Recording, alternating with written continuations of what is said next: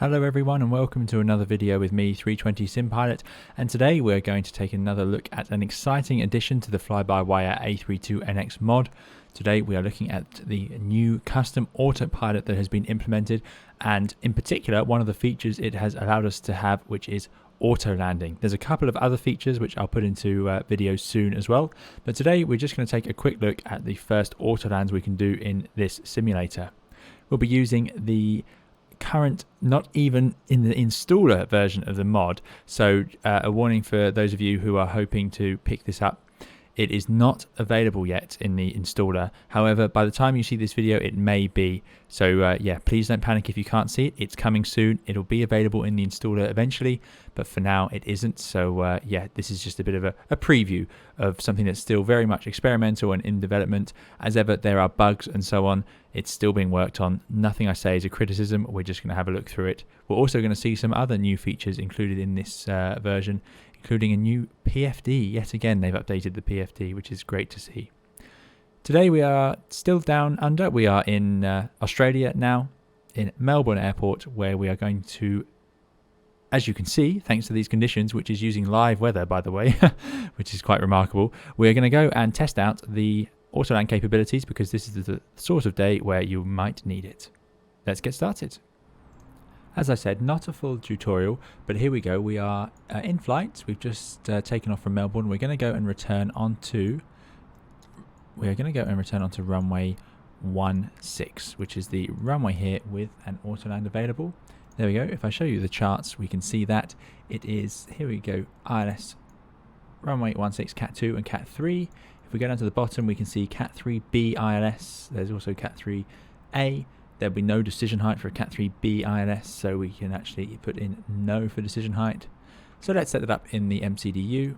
So I'm going to change this to Melbourne ILS 16 Zulu, because that's what we're going to use. And insert, don't need an arrival as such. There it is. RadNav is tuning it, the IMS ILS 1097, course 160, which is all in there. Progress page still doesn't work, sadly. Performance page then, there's a bit of a crosswind, 2704 for the wind.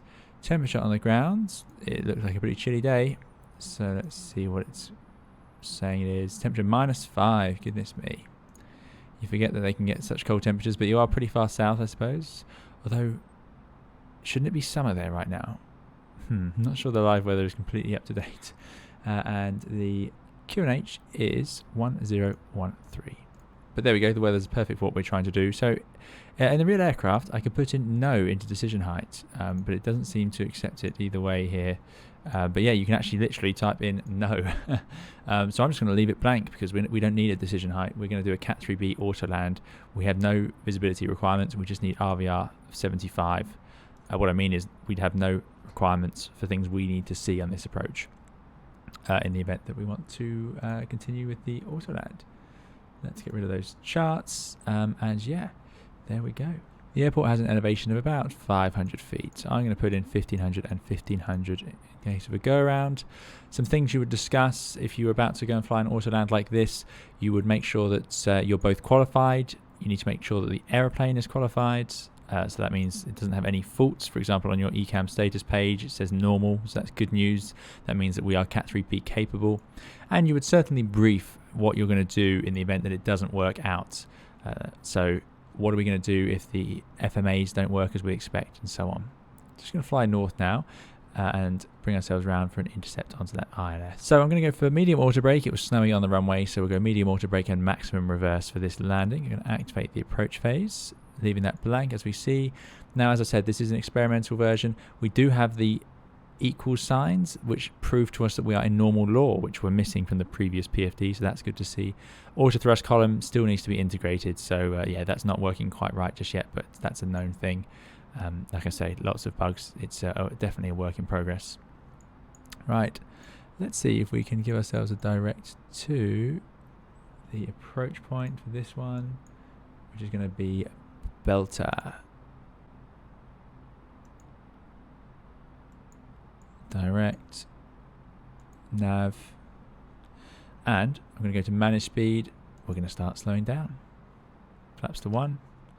Got our engine anti-ice on, obviously. So what's going to be different? Well, now, thanks to this new autopilot, we can select both autopilots. So when we are getting ready to intercept the ILS, I'm going to arm the approach. Once I've armed the approach, you can select autopilot 2 as well, and you will have both autopilots functioning for you, which is really great, and a feature that's been missing in the past. So yeah, exciting stuff.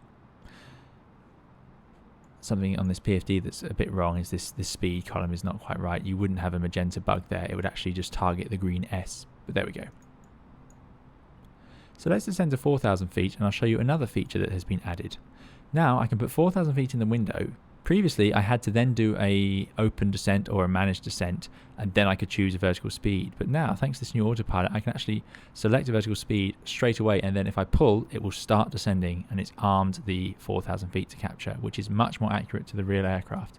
So again, great to see that has been added. Now the platform altitude for this approach is actually 3,000 feet, so let's descend to 3,000 feet, and I might do a little more than 500 feet per minute. There we go. So down we go, a bit of a tailwind here, but we're quite a long way out. So on the approach, I'm going to be looking very carefully at my FMAs, my flight mode enunciators up here on the PFD. As usual, coming down the ILS, I want to see in this column glide slope, in this column lock, meaning it's following the glide slope here and it's following the localizer here. Once I engage the second autopilot, I'm expecting it to say Cat 3 dual here, which means it's capable of a Cat 3B landing, and we are doing a Cat 3B.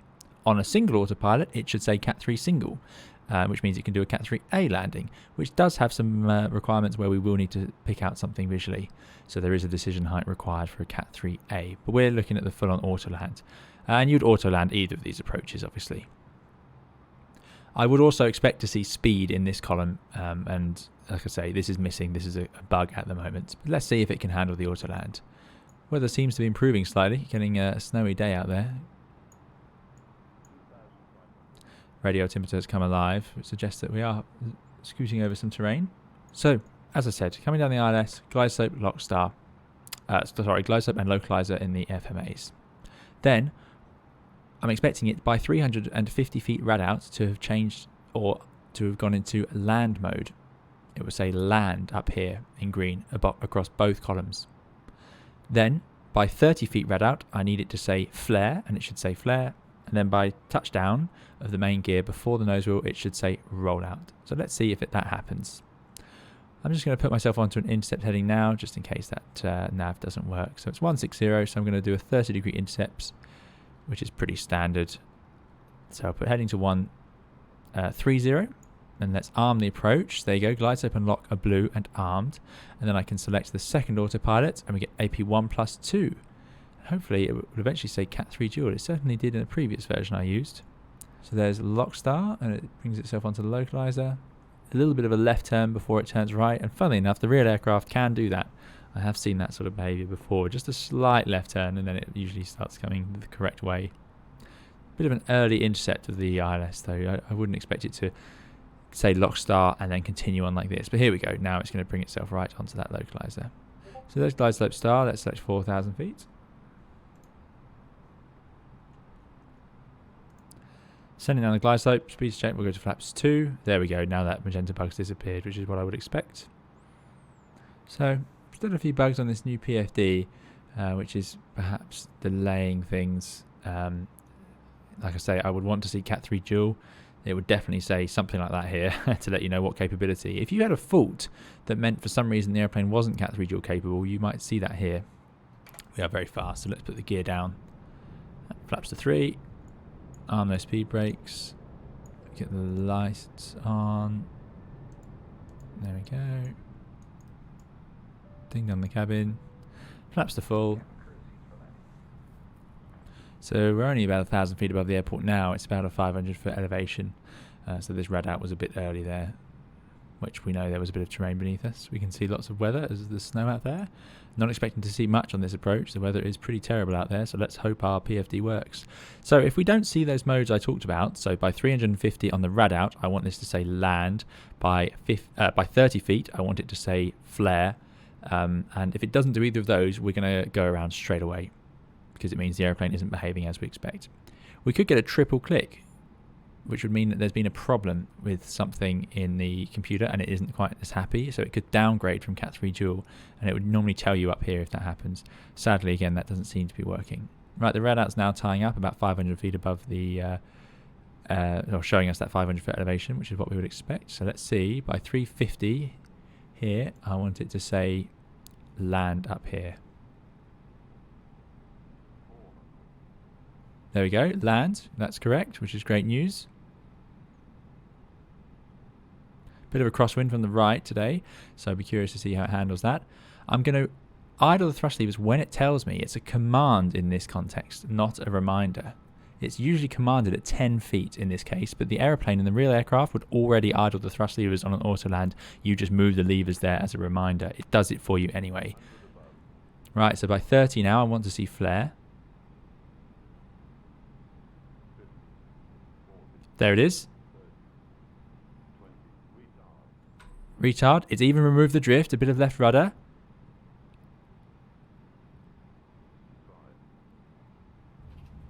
And there's the touchdown with rollout by nose wheel touchdown. I'm going to put out max reverse. Fantastic. What an achievement to have that working. And I even saw it take out a bit of the crosswind. My reversers have just kicked in there. Right, so here we go, rolling out now. Let's bring that reverse to idle as the speed drops below 70. We should do that. And something very important to remember is you've got to disconnect the autopilot. So I'm going to take out those brakes, and if you were to try and steer off the runway like this in the real aircraft, you might try that, and then you let go and it will fight its way back. It will use the rudder to try and get back over to that center line. So remember to disconnect the autopilot before you vacate.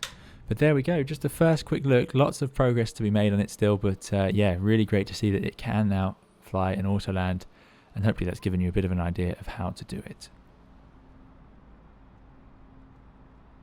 So now we are on another approach, this time into London Heathrow.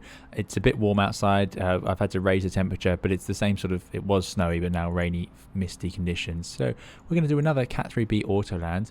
This time, what we're going to do is I'm going to change the wind slightly. Let's adjust the wind on the ground. And we're going to make it northerly, straight across, and we'll make it a speed of 10 knots. The Airbus can land, or an autoland, oh no, not 105, that'd be very bad. Let's see if I can make this work. Okay, 10 knots across. This way, we will get to test the functionality of the Flybywire's Autoland system. The real aircraft can autoland in a crosswind. The limits do vary depending on which version you have. So let's see how well it does in a 10 knot. They can all land at 10 knots across. Again, looking for the same things. So let's bring up that PFD. We are now on the glide slope and localizer. Still no Cat 3 dual or auto thrust column showing, but that's fine. And what we're going to look for is about by 350 rad out, land by 30 feet rad out. And again, the radio altimeter, by the way, it measures your height directly above the ground, whereas our altimeter over here simply shows us our altitude above sea level. So this is pinging down a little radio signal, and it bounces back, and the aeroplane measures that to time and see how far above the ground you are. So if you go over a tall building now, it would show up here, and that would suddenly show you lower, and then it would go back to where it is. So this is what the Autoland system needs to do its magic properly. So by 30 on this little dial here, I'm expecting this to say flare, and then roll out by nose wheel touchdown again. All exactly as we did earlier. The only difference is today we might get to see if the crosswind effect is a bit more noticeable with 10 knots across, although I did see that it worked even on that last one. Right, let's have the performance page in there. Okay, let's finish up configuring. So gear comes down. Once the gear is down, arm the ground spoilers, get those nose wheel lights on. It's nice and warm out there, so we wouldn't actually need those. And let's go to flaps 3. And then flaps full. Right, here we go then. Seeing a bit of the ground speed mini effect, something I haven't done a video on yet, although I have done a video in the Toliss, so there is a ground speed mini video. So if you're wondering what I mean with that, please do check out the video on my channel. Let's ding dong the cabin crew. And same again then, we're below 1,000 feet, looking for those same marker points on the FMAs to see how well the airplane handles a bit of turbulence and a bit of wind. The wind coming across like this, we're landing on 27 left at London's Heathrow. There are some hangars and so on the right hand side, so that could introduce some turbulence in the final stages of the approach.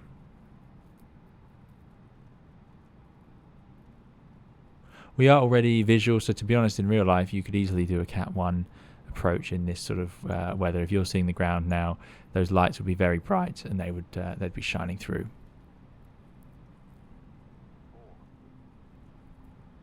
There's land by 350 Barrow, so that's what we were hoping for. We're starting to see that instrument approach the lighting system coming into view. So next, let's see 30 feet and expect to see that rudder push us. Oh, there we go, lost visual. God, the conditions are pretty nasty. Slightly lower pitch than I would expect there. It seems to be diving a bit. Now it's going to pitch up and overcorrect that. Let's see what happens. That's a bit of a normal approach attitude, so hopefully this will work out. There's flare by 30. It does actually flare. Puts the airplane to the left, and here's the rollout. Let's see if it maintains that centre line. Get the reversers out. Yeah, look at that. We can see I'm doing nothing to those rudder pedals. The autopilot is doing this all on its own. Fantastic. Amazing. Amazing to see in such progress over the last version that we had. Right, idle that reverse now.